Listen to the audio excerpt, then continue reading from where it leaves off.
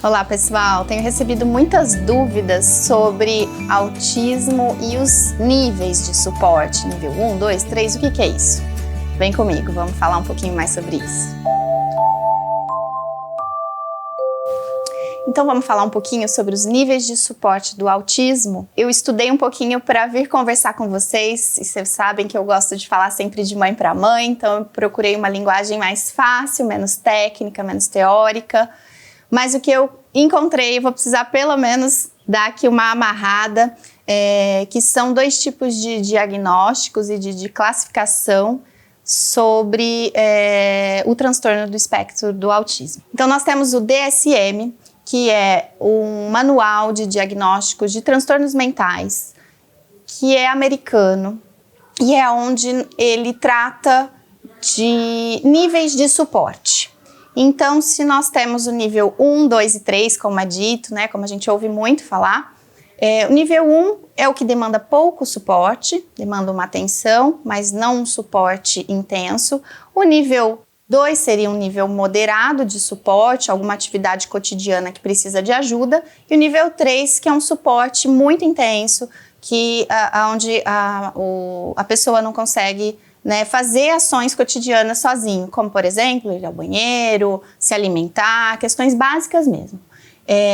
Porém, aqui no Brasil, nós não usamos o DSM para indicativo de níveis de suporte, para classificação do autismo.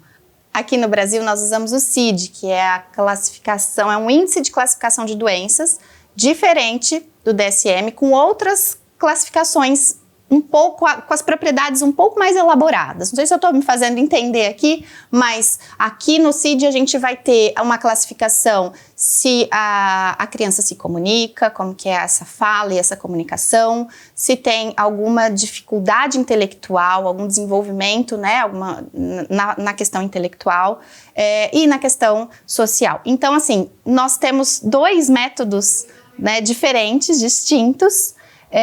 Porém, comumente, nós, como sociedade, nos consultórios, nas esperas das clínicas, nós escutamos muito sobre os níveis de suporte. Eu entendo que para a gente é mais fácil classificar 1, 2 e 3 do que saber se a criança é extremamente inteligente, se comunica, porém tem uma demanda de suporte. Enfim, é muito conflitante essas metodologias, Porém, o ponto-chave aqui é que, independente da classificação e do nível de suporte da criança, o importante é ela fazer toda essa intervenção precoce, quanto antes melhor, para o desenvolvimento neurológico dela, e para ela realmente se desenvolver. E lembrar que esses tratamentos específicos, especializados, essas terapias, esse conjunto de ações que são colocadas para a criança no início do desenvolvimento, no início, antes mesmo de ter um diagnóstico, é o trabalho individualizado. Vai ser observado o quê? O comportamento dessa criança, quais as demandas, as necessidades funcionais dela. Então, assim, independente do nível de suporte, 1, 2 ou 3, a gente tem aí essa questão de atenção individualizada para cada criança durante esses tratamentos, E o que eu gostaria de trazer aqui para vocês é que eu não tenho vivência do nível de suporte 2 e 3. Eu tenho nível de vivência do nível 1, que não demanda tanto suporte, mas que demanda ali uma atenção. E o mais importante, o nível 1, ele pode ser muito mascarado. Depois que a criança consegue a sua autonomia, tem uma vida adulta, dentro de uma normalidade, vamos dizer assim, ele consegue se mascarar, onde ninguém percebe o autismo, as características do autismo da pessoa, porém, ele pode sofrer ali um processo de depressão, ele pode sofrer bullying.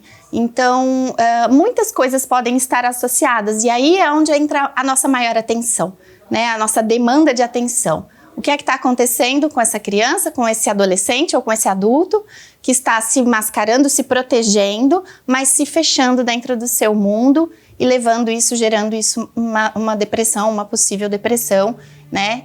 Desencadeando problemas de saúde mental, né? Então, essa é o grande alerta, né? E mostrar para vocês que aqui a minha vivência prática no dia a dia, hoje é de um autista de 7 anos, que tem algumas demandas, mas é do nível 1, tá bom? Um beijo e até o próximo vídeo!